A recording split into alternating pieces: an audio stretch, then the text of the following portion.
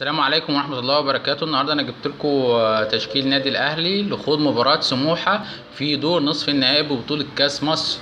وجاء تشكيل نادي الاهلي على النحو التالي: حراسة المرمى شريف اكرامي، وخط الدفاع رامي ربيعة ومحمد نجيب، ومن ناحية اليمين للشمال باسم علي معلول. وجاء في خط النص عمرو السولية وحسام عاشور، قدامهم وليد سليمان وعبد الله السعيد صانع لعب واحمد حمودي.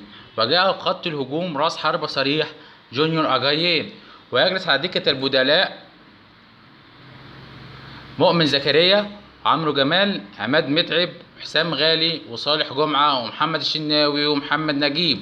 وخرج من قائمة النادي الأهلي للمباراة عمرو بركات وأحمد عادل وصبر رحيل وحسين السيد وأكرم توفيق. وكان حسام البدري المدير الفني للنادي الأهلي قد استبعد من القائمة الأولية للمباراة سعد سمير، مروان محسن للإصابة، أحمد فتحي للإيقاف، ميدو جابر، كريم ندفد لأسباب فنية، هشام محمد، وليد أزارو، وإسلام محارب لعدم قيد الصفقات الجديدة. تابعونا إن شاء الله لتحليل المباراة بعد انتهائها ومشاهدة الأهداف على قناتنا. والسلام عليكم ورحمة الله وبركاته.